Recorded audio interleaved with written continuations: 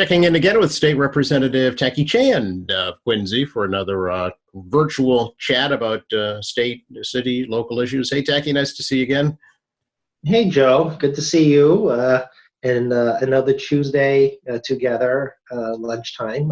Next time you have to bring lunch. All right, a virtual enchiladas coming up next time. This would be instead of Tuesdays with Maury, this is Tuesdays with Tacky. That's exactly it.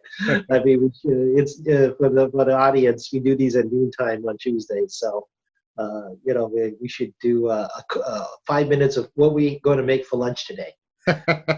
For me, it's a boring turkey sandwich. I don't know about you. Peanut butter and toast. There you go. I'm into comfort food right now, but it is multi-grain. I do eating my high fiber multi-grain toast too. Healthy peanut butter and jelly. Very good. Exactly. Get not too much white bread for me. Try to keep off the simple carbohydrates. So, well, one thing that has changed since last we chatted is there is now a phased reopening plan. The governor's big announcement yesterday on how to do it. What did you think? We've been getting some warnings, well, not really warnings per se, some insights last week from the Secretary Keneally regarding how the processes associated with it. And the warning really was, someone's going to be unhappy, and someone is going to be happy, and someone's going to say it's fast, and is going to say it's going to be too slow. And that is completely 100% accurate.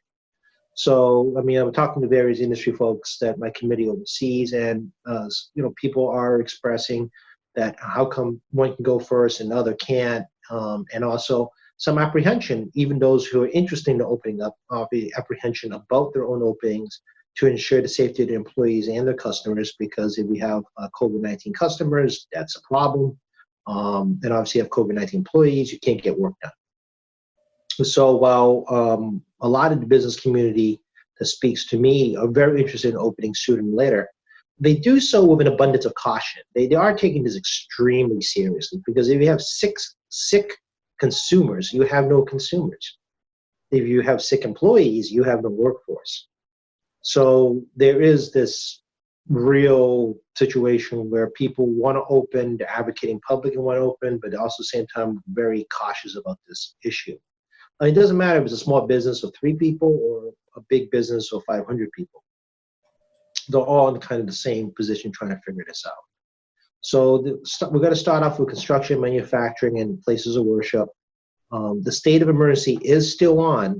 Let's make this clear. The governor did not declare the end of the state of emergency. He does have all essential services, construction, manufacturing, and places of worship to open this week. Today is the 19th of May, so he announced this yesterday, the 18th. And then starting next week, on the 25th, smaller retail can do curbside pickup, online orders, car washes are open, hair salons and hair cutters are open for appointments only, and you still have to do social distancing, meaning you can't do crowds of greater than 10 people in any location. So that stuff is coming up, as well as activating the open spaces such as beaches and parks and those things. But yet again, the social distancing still applies.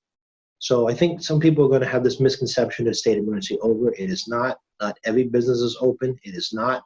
And the provisions regarding face masks are still in place. So no gatherings bigger than 10 is still in place.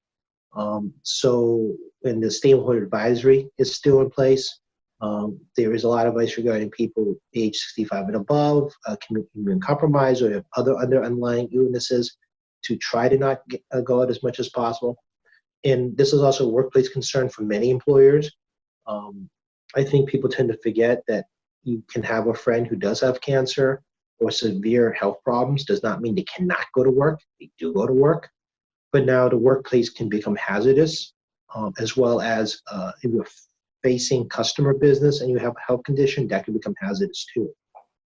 So employers and employees and consumers should all be very concerned, not just for their own safety, but the potential danger it could present to safety of others. And protocols are being put in place. And DPH is putting out guidelines as well as a checklist for every employer. So, for example, when you go back to KOATV, you will get a checklist. And it's self-certification. and you have to post information on your windows as well as in employee areas about COVID-19, like washing your hands and what your checklist looks like, to create consumer confidence. That's okay to go in, and employer confidence can go in. And there's a complaint, the local board of health will enforce. So people should report if they do not feel safe and do not feel the compliance, and the board of health will confirm whether or not the self checklist is correct. So, I mean, as I like to say, we have the whole no shirt, no shoe service. So no shirt, no shoes, no service. So, I mean, it's not really no shirt, no shoes, no mask, no service. And I fully anticipate customers being irate about the fact they're being told how they come into a building. But think about this. If you wear no shirt and you get no service and you're upset about wearing a mask, I have a huge logic hole in that. So people need to be considerate of other people and not think about themselves. And I think that needs to be a message that's re-emphasized. I think what's going to happen is you're going to see, again, we had the, see something, say something right after 9/11. I think you're going to see things like that again, where if people are non-compliant, there's going to be self-reporting done to your local board of health to try and, correct that. Absolutely. And we've seen with Ruth Jones, who does a tremendous job in Quincy, regarding the Walmart situation. I mean, they were in there quick. The team went in quick. They shut the place down. They did inspections. They have been monitoring the situation. But again, there's only so much the boards of health can do. It's not like they're sitting in the room, the break room with an employee entry point, watching that all the time. I mean, it is dependent on all of us to be vigilant on this issue. It's not to hurt anybody. I think people have this misconception. I don't want to say anything because I'm hurting somebody. You're going to hurt yourself, your loved ones, and everyone else around you because of the nature of the disease. So, it's not like you're going to go sit there and shut your business down. They want to make sure everybody is safe. Mm-hmm. And, people in the business community I talk to share that same concern. Now, it's also important for their employees and also their consumers to feel safe too. We've been talking about this every week about personal responsibility. It really is. If people want to talk about their civil liberties, and take personal responsibility to preserve your civil liberties. Yeah. So it doesn't mean to argue against people saying you're taking something away. Well, if you cause someone to get sick and you want to take responsibility for it and trace it back to you're the cause, how much responsibility will you take for being the cause of someone being sick? Yeah. And I asked everybody who listens to think about that for 1 second. Will you take personal responsibility because you refuse to try to ensure good hygiene, wearing a mask, social distancing, being polite to others, being understanding and patient? Will you take that responsibility? And the governor is far too polite in his press conferences, as you guys are telling. I've been out of office since March 16th, and same as everyone, trapped in their home since March 23rd. So my patience is finished. You know what I'm curious about? At least in the issue about personal responsibility, my patience is finished on that. Sure. Yeah. And I think a lot of people feel that way. Curious when this, I won't say goes away, but when there's kind of a new normal that, eventually develops as the governor's plan, do nursing homes and assisted living facilities, do you think, need to be looked at closer? It just seems like that there was an inordinate amount of sickness and death in those facilities, and I don't know if there's state mandates that can step in and correct that.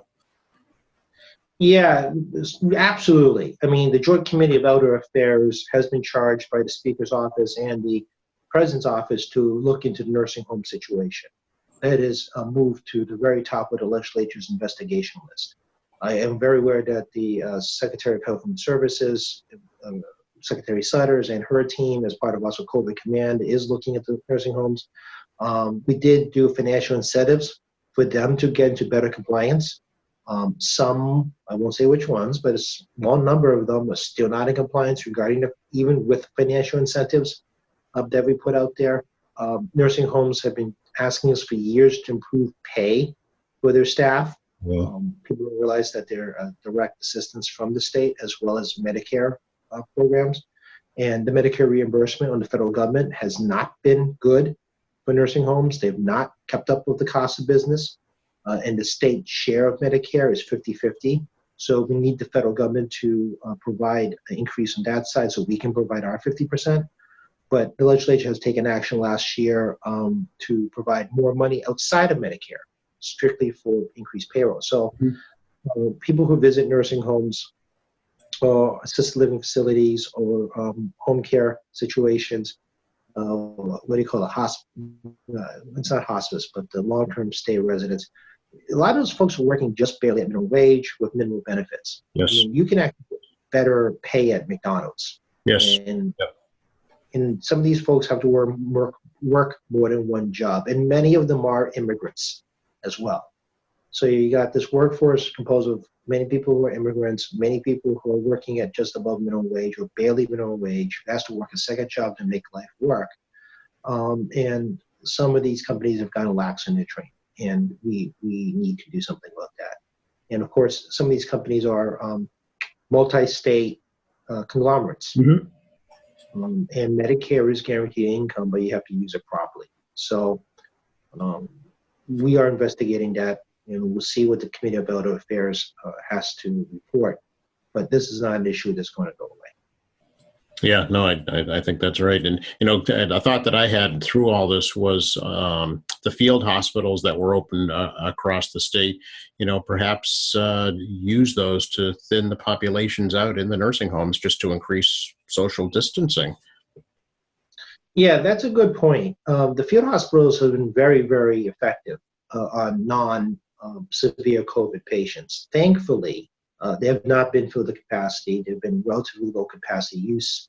And we're utilizing facilities that unfortunately are not being utilized. They're convention centers. And pretty much conventions are going to be canceled for the rest of the year, which is a huge revenue problem to our economy and right. also to the state and private entities regarding their businesses. So that's actually a thought that we could move certain folks in there while we deal with the COVID situation. The state does require, COVID wings if you can put one together in a nursing home, and also they have also reactivated old nursing homes that were shuttered around the state and moved them, if they can, safely to those COVID nursing homes. They're all overseen by DPH staff who, I remind folks, state employees out there on front lines, they're administrators, they're not all healthcare workers. Right. To ensure compliance. And I suppose we have to look at all options regarding these temporary situations for the safety of people in nursing facilities. Sure. Jack, I spoke with the mayor this morning, and he is assuming that the Student Opportunity Act that was passed by the legislature will probably not come to realization this year. That means about $6.5 million lost to Quincy Public Schools. Is that kind of a valid assumption, do you think? Well, it's not really a loss if you never got it. Okay. So let's put it that way. If you never received it, you never lost it. So we put together a landmark law that, before my time, well past 30 years, to increase funding from the state directly to local and city school systems. And this was done because of Proposition 2.5. For those in the listening audience that actually were around for Prop 2.5, because I was far too young, it limits how much revenue a city can take in, a town can take in on property taxes to 2.5% of its budget based on last year. So it's not 2.5% of your property taxes, 200% of total budget that can be raised and then redistributed based on value of the homes and other factors. So that is why the state has local aid. And that's where your state income tax dollars, your state lottery dollars, is going back to cities and towns.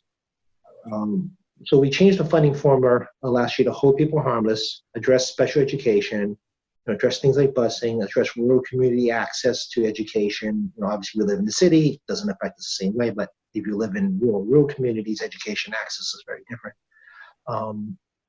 And of course, increase funding to reflect the modern needs.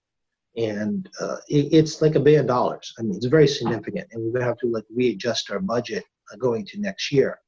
The mayor is correct, and we have the same concern about whether we can meet all our current funding costs for FY21, much less new spending. Right. And there is going to be new spending. Medicaid is going to be increasing as people are not able to find work. There'll be more Medicaid payments. Food assistance programs. People are out of work. The food pantries are very busy. Social programs are going to need more money for food assistance. Those are just two of a whole lot of other examples that's going to be coming up. The state's going to have to make hard choices in prioritizing services directly to people in need. You know, you may not think you need it, and you may have, and that's probably great. And you got friends next door, you may not realize they need it because it's not like people publicly advertise they need state services. Yeah. You know, we need to get them help because these are going to be first-time people looking for assistance. The majority of people in a bad economy are first-time assistance requesters. So, you know, we're looking between a $4 and $6 billion shortfall in FY21. Mm-hmm. At least there's a federal assistance program to provide more funds for not the current fiscal cycle, but next fiscal cycle to address budget shortfalls and not just COVID-19 related. And that's a big part of it. A lot of revenues are down because the bars aren't open, so Keno's taking a huge hit. So that's part of it too.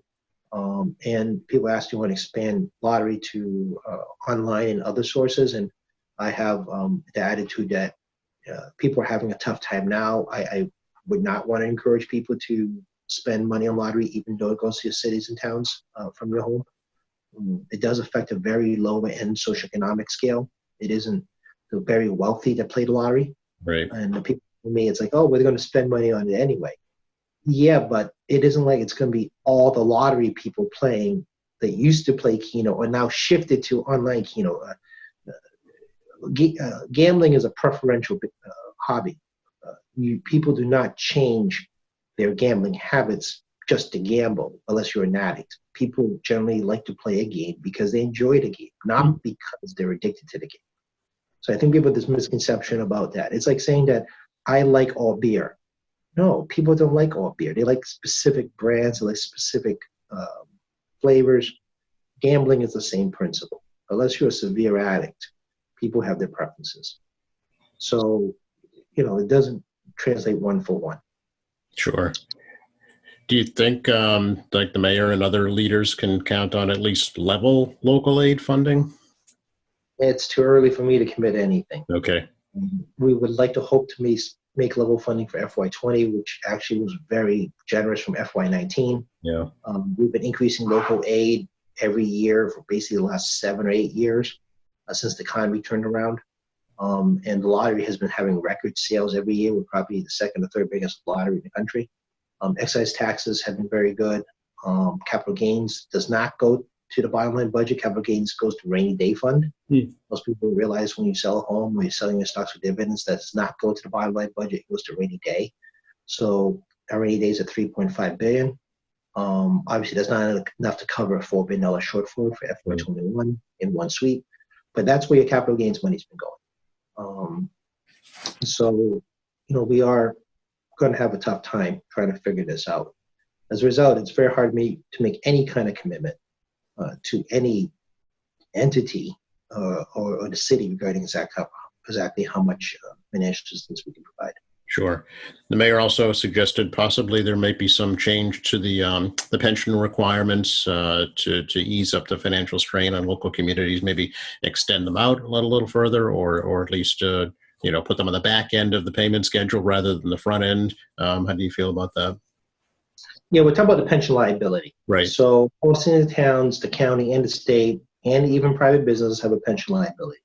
When it comes to government pensions, it is funded by employees. Let's make it very clear. There's not been a non-public funded pension since World War I veterans. Okay. Last time it was 100% taxpayer funded pensions was when you were a World War I veteran. There are probably no World War I public employee veterans left. So, you know, we've been increasing public employee contributions to the pension fund since the 70s. And new employees play a higher percentage than I do into the pension fund to try to help keep it solvent. The insolvency issues with the pension fund largely comes from the same way the federal government treats Social Security. Mm-hmm. Long before my time, as opposed to raising taxes, they take loans against the pension fund, but it never paid back the interest. So this goes on for a few decades, and you realize that you owe the pension fund interest, and suddenly the taxpayers were taking a loan on the pension fund, which is my money in the fund as an employee. Well, before me, actually, the people before me, but it is my money in the system. Mm-hmm. And this taxpayers have to pay back the money they borrowed from the employees of the state and the city and the towns and the county. So what we've done over the years is when we have a budget crisis, we extend the deadline on filling up the pension fund to full amount. So that actually is an option on the table. We're going to be having a conversation about letting municipalities, the county, and the state to push out their schedule to save them some money on unfunded liabilities. Right. So as opposed to fully funding like 2020, 2032, I think, or 2030, we could push it out like 3 years at the state level, for example. But it'll be subject to review by the State Retirement Board, PAREC, the PRIM, all these agencies, and the Treasurer does audit and oversight about all the pension programs in the state. And they'll probably be subject to some level of review. There's like 2 agencies, PRIM and PAREC, that looks at this stuff, right? And that's how seriously we take looking at this. And also, we couldn't have anticipated this level of financial crises. Obviously, I keep saying over again, a recession coming is a recession coming. The State Treasurer's Office tells the state retirement system had already looked at recession projections and already started moving the pension investments around. Mm-hmm. It's a very diversified system. So it's not great, but it isn't like 2008 where we put way too much money in capital gains. But the high-flying internet stocks as well as the banking industry and real estate. So, lessons learned from 2008, they didn't do it a second time. But none of us could anticipate this current situation. Right. As we said before, it's unprecedented, for sure. We talk a little bit, Tacky, about the census. I know that every time we've chatted, I think pretty much you're reminding folks to respond to the 2020 federal census. Any new information you can provide for us? Sure. The U.S. Census complete count is to be done this October. Mm-hmm. We pushed out the deadline about a month to let more people do this. It is on the internet, 2020census.gov. You can put it on, you do it yourself. It takes about 10 minutes to do. And in the city of Quincy, we're about 60.9% as of my check this morning on the census website. They do have like a complete count competition. So you can look at other communities. 52.6% of all census forms will be done on the internet. That's a very positive sign. In 2010, our response rate was 68.1%. So we're currently at 60.9%. The response rate at 2010 was 68.1%. Obviously, we'd like to get to 100% response rate. Massachusetts is at 61.7%. So we're closing in on the state average. So that's the average of the state. And nationally, the average is 59.69%. So we're slightly above the national average and slightly below the state average, which means everyone I ask, listen to this, please do your part. And if you have a family or friend or a neighbor who needs help because of a technology challenge, give them a call, and you can use the website very easily, as well as it's available in so many different languages now. So if you're unable to read or speak English, the information has languages on the bottom you can pick. And again, we won't ask for a Social Security number. We won't ask for your bank account. You do not have to pay anything. There is no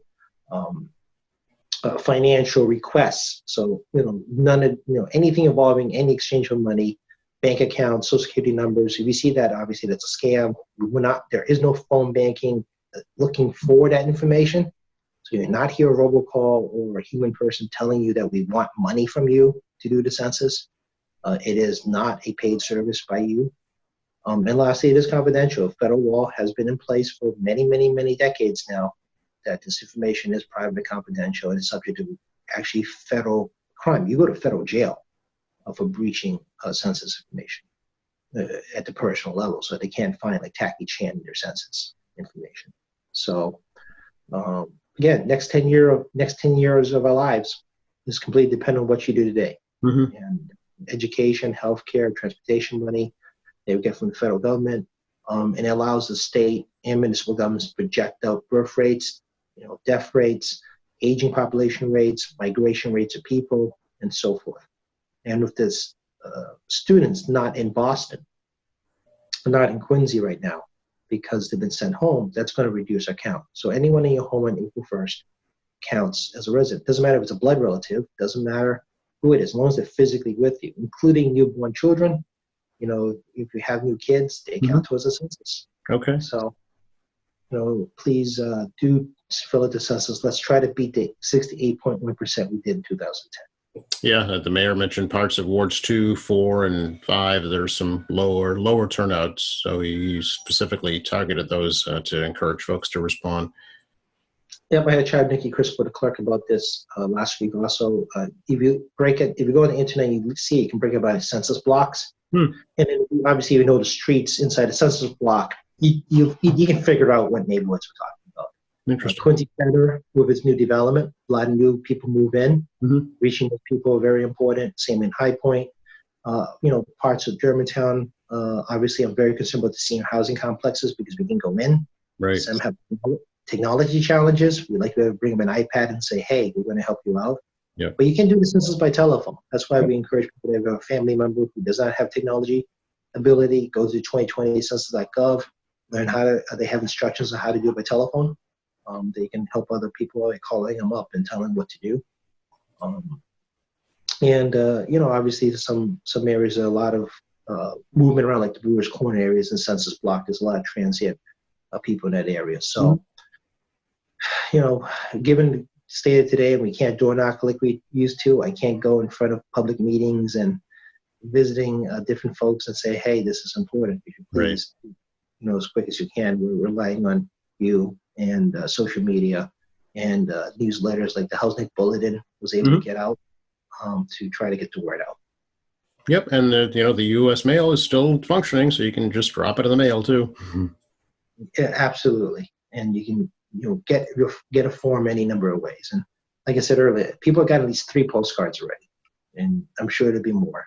And even on the Beechwood neighborhood blog, the census coordinator has been putting information up there. My Facebook, my website has also been putting up information. So I don't know what to do other than just driving around the neighborhood and just move a bullhorn and just make people mad at me. I'm running out of options here. If you do that, take a video and send it to us. We want to see that, Jackie. What are you hearing from the House Speaker about when you'll be coming back to Beacon Hill, or are you? Yeah, we got a notice from the Speaker this morning that we're going to continue to work from home for the moment. For those who have never visited my office in the State House, the desks are less than 3 feet apart from each individual. We have up to 3 committees sometimes in the House come through the same doorway, the same waiting area. There's barely 10 or 15 feet space apart. My life is largely driven by meetings and trying to get the meetings on time, and you're always brushing past people. The elevators are very small. If you're average sized people, you may squeeze 7 tightly into an elevator. And of course, it's a public building. So we normally have a lot of tourists, which are not happening right now. Our number 3 industry is going to be very troubled this year. But, normally have a lot of tourists, students, general public walking through. Here's a public building.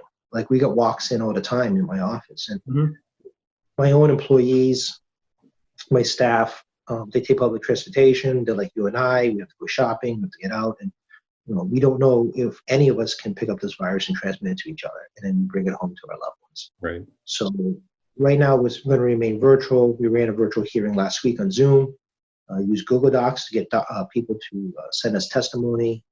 We did a test run of one bill, fairly simple bill regarding price gouging to see how it would go. And I feel it's confident enough that I can do this again. Me and my co-chair will schedule some more hearings this way. We're doing Zoom meetings with the committee members. The House members are my responsibility. And we're bringing some guest speakers and updating on the committee stuff. The staff is doing Zoom meetings and phone meetings with me 2 to 3 times a week, and texting pretty much every other hour now on group text. And people who have clients, lobbyists still have a job. We arrange cell phone calls, and then you just email me your documents in advance, and I try to read everything, including all the COVID-19 stuff I'm reading, plus the constituent emails I'm reading, plus the committee documents I'm reading, plus the bills that we're hopefully going to try to get done like tomorrow's the information technology bond bill. So, we're reading a lot of stuff, and then my other staff are reading that I can't read, and I have to get information from my staff and what they read, so I can get summarized on what's going on there. So, yeah, so it's not like we're not working. We'll continue to move along, but the social distancing is a real problem. Entry to the building is always a line because we have to go through metal detectors. And the idea of, let's say, 600 employees coming to the State House, 6 feet apart in a line to review entry on identification. And even if we go to electronic slap being identification, we just take hard to tap and run, you still have to have 6 feet apart. And then once you get to the office, you can get 6 feet apart. It's going to be a problem. Yeah. Sounds like it. And another place that's going to be a problem when it gets back up to full speed is the MBTA. No changes right now with this phase 1, but eventually by the new normal, that's going to be an interesting predicament. Well, like I said at the beginning, no shoes, no service, no mask. I mean, no shirt, no shirt, no shoes, no mask, no service. Yep. Mask is required to wear on the MBTA. The MBTA staff is masked. The problem I think everyone's figured out is that you can't be sanitizing every single person that comes on and off the train. Right. I mean, it's just physically impossible. I mean, if you put a car full of people to train in, as soon as someone leaves, you got to clean it, then bring it back in. But not everybody's getting off at the same stop. And they can sanitize the trains way to the other side, but we all know that people complain there's not enough trains, it's taking too long, and so forth. But it takes time to clean these things up from one end to the other, including the buses. So, obviously I hear a lot of complaints, but you think about practically, I get on the train or the bus, and you have to sanitize as soon as I get off the train and the bus. Same thing on the ferries going to the islands. The problem is that when they get off the ferry, people on the other side waiting to get on right away. Right. It's not like an airplane. They can make you wait. People are not going to wait for that ferry. People are not going to wait for what you take. People are not going to wait for that bus while you clean it.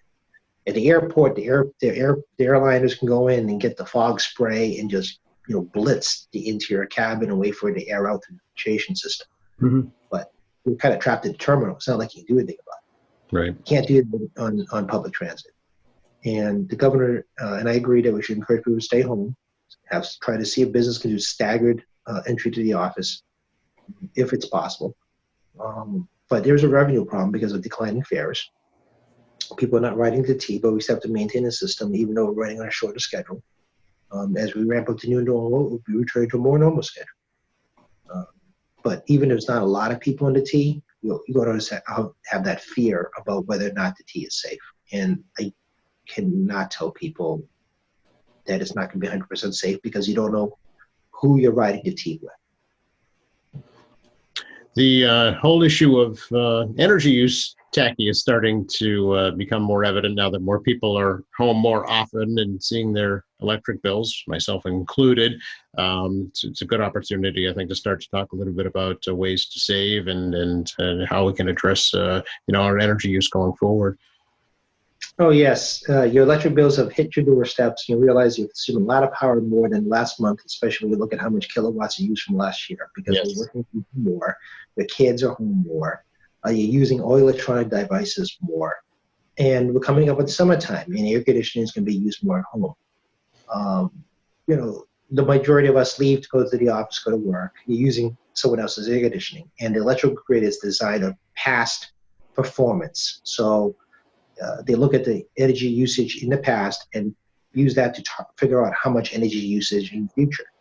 Because of COVID-19, this has all changed. There is no prior history of having this many people work from home, this many kids not in school, and the change of energy consumption.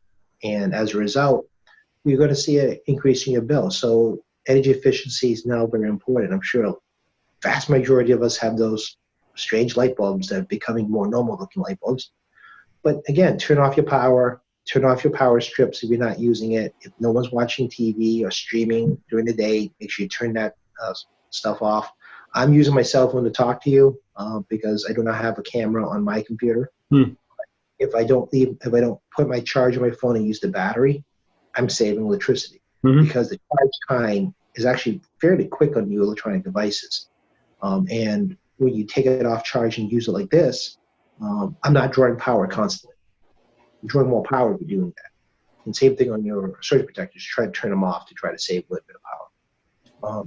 So you might have to open your windows more to try to use less air conditioning, depending on the situation. Yeah. So this is not going to end anytime soon, and everyone's going to see some real lifestyle adjustments, as particularly if you have financial challenges. It becomes even more imperative that as we move into the warmer months, that you really pay attention not to turn your lights all day, for example. Keep your windows open, keep your shades open on bright days, and try to use natural light, things like that. The telecom industry is stressed. We've been communicating with the cell phone companies as well as the cable companies. They don't see as much traffic at home. You ask, well, oh yeah, well, I use a lot of internet at work. Yes, but a lot of big businesses use dedicated lines. Right. So they have a whole phone system set up. They have dedicated lines of internet. The telecom industry knows they're there. They've set up systems for it. And then they try to manage the traffic well that way. Even I now need more internet. I'm cheap, so I never had to get high end. But today, Comcast is coming because I need internet because of things like Zoom. Right. The volume of documents I'm getting. So same thing on your cell phone, right? I've had a lot of drops. You may have had a lot of drops because there's a lot of traffic on. The last time I remember this type of situation was 9/11, where both the landlines and the cell phone lines were overwhelmed. Plus the combination of the New York cell phone towers going down made it very difficult for everyone to communicate with their friends and loved ones into that state as well. Yep.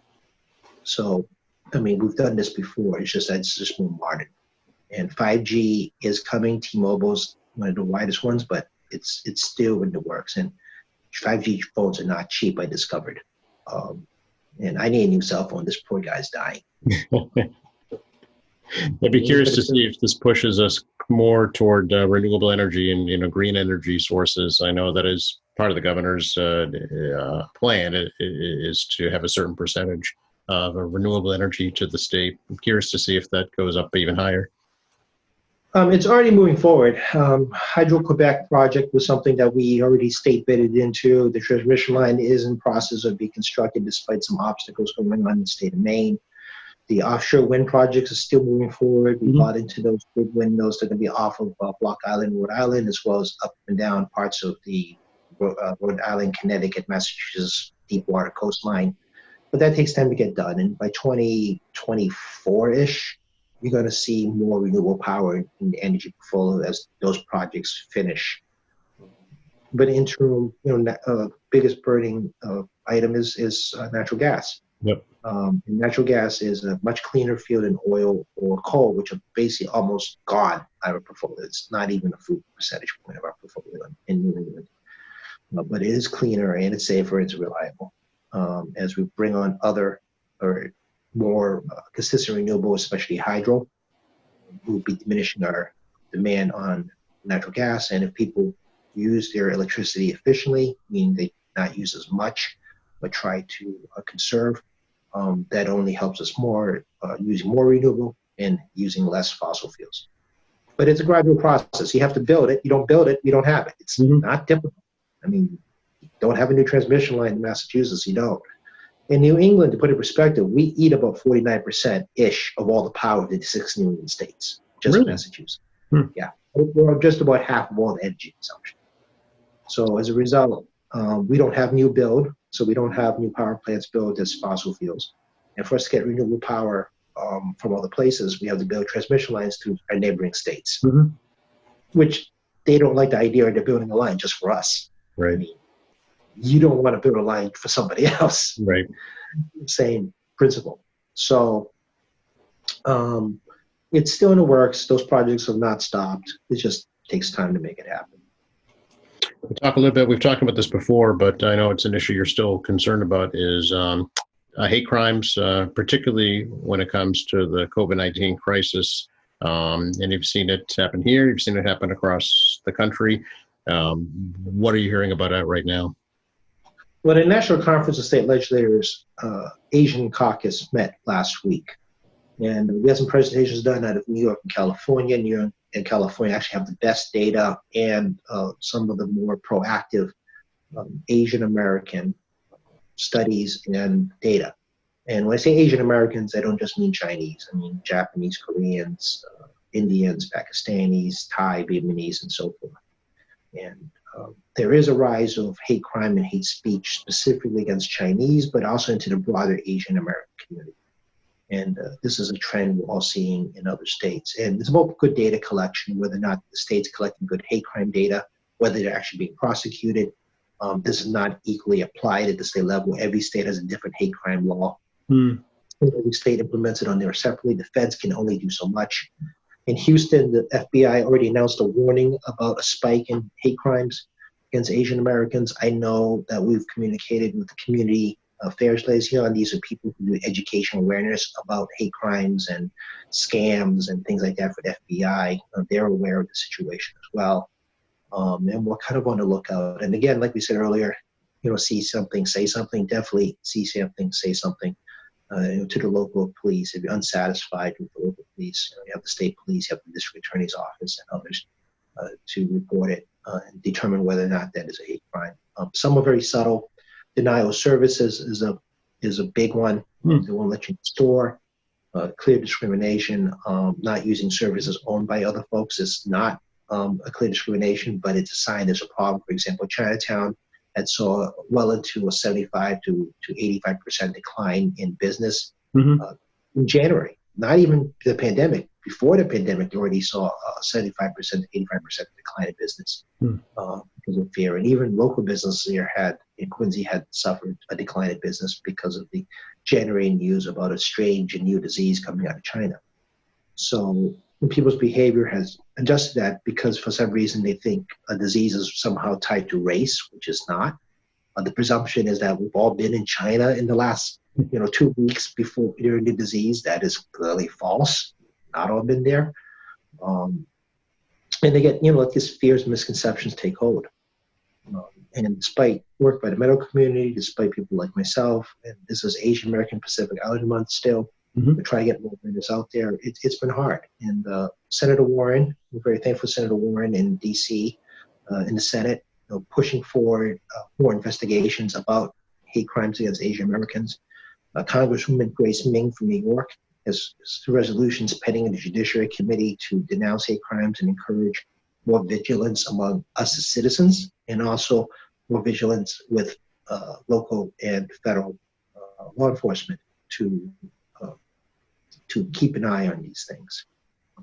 And of course, you got social media. People are more than welcome to look at any organization on Twitter or Facebook, any of the social media, read and the information they put out. And it can be very true. Yeah. Anything else you'd like to touch on today, Tacky? We covered quite a bit, actually. Well, we can do a cooking show next, I suspect. You're going to show us how to make your peanut butter and jelly? Yeah, over a podcast. I'll make you hear the scraping of toast. We could do that. Yeah, that sounds good. I just want to emphasize at the close, and I know I'm repeating myself for ways, and we'll see talk about the census, but the state of emergency is not over. Let make it very clear. Boston state of emergency is active to June 1st. So Boston businesses would not be following the immediate guidelines by the governor over the past 2 weeks. It is up to us to remain vigilant regarding our own health, protecting ourselves and others, and ensuring that we have a safe environment to work in and safe place to spend our money. We've talked to local restaurants and alcohol and service industries last week.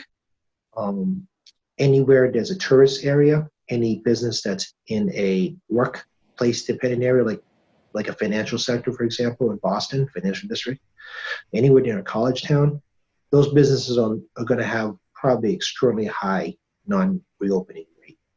So the rough estimate is approximately 30%, all restaurant and bars and retail may not open doors statewide.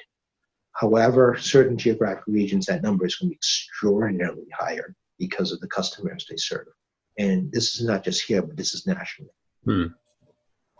And this will impact your neighbors and your friends, and impact the state, not just in tax dollars, but we got to provide these services. So, everybody in Harvard Square, Boston College, the downtown Boston, downtown Crossing, financial district, places where we need tourism, Salem, Quincy, Plymouth, big tourist locations. October is leaf peeping. So people come in to see changing leaves. We take it for granted, but a lot of people don't. They fly in just to see that. That means the Berkshires, New Hampshire, Vermont, all that income. UMass and Amherst, Holyoke, Smith, those communities depend on those schools. They're going to have probably delayed openings. So there's going to be a lot of the sectors all over the state on businesses, both retail and restaurants and service industry. That's three, not both. Misspeaking today. They're going to be very much impacted, and that's why we always keep emphasizing. The government emphasized the importance of this phased opening. Yep. If the data shows a massive spike, none of us wants to go back into not going back to work because we don't take care of ourselves to ensure we can go to work. Right. Because if there's a massive turnaround, there's a hotspot someplace, and find out that employees and customers are not behaving to try to keep each other safe, that only sets all of us back. And I think that's important in my view. Only we can keep ourselves moving forward individually to work as a group together. Okay. So yeah. We have control over our destiny to some extent, at least. We do have more control. I know we don't feel like we have control. I know it's hard because we're the womb of a virus. Yeah. I get it. I'm in that same feeling. But we do have some control. We have control over the fact of how we try to protect ourselves and others when we leave our homes. So I get it. I really do. And I feel the same way as everyone else. But, again, I can't emphasize that importance over and over again. Only the people that can beat the virus is us. If folks want to reach out to you, some good ways for them to do that, Tacky? Yes, 617-722-1. I almost used the Senate number because I worked with Michael Morrissey for so long. I almost said 149. Yeah, we've reached that point. 617-722-2014. 617-722-2014. Okay. My office. You can hit any of the staffers. We do check our voicemail very regularly, all the time now, and you get someone. Tackey.chan, Tackey, my name.chan at mahouse.gov. So that's mahouse.gov. You can email me. Again, my email box is busted open again on overloaded. So we get bounced back. It's because people sent me like 10 megabyte documents overnight when I'm sleeping, which is now happening. So, we encourage you to do that. If, like I say, get a bounce back emails because my people have been sending me big documents. So you try it again, or just leave a message. Even whatever hour you leave a message, we'll get back to you. Okay. Please do not do social media. We are once again encouraging people not to just Facebook message me or send a comment out because it's very hard to catch those as we're trying to respond to people's phone calls and emails. Sure. Great to talk to you. Be well, and I think next time we chat, I'll be back in studio. So, but that won't change. We'll still have to communicate this way for the time being, at least. Yeah, no, maybe we'll have high-speed internet by then. That'll be good. We can see you in high definition. Exactly. We'll have more of a video call as opposed to just listening to me misspeak on the podcast. You can see me misspeak. Thanks again, Tacky. Be well. You too. Be well. Be safe. Thank you.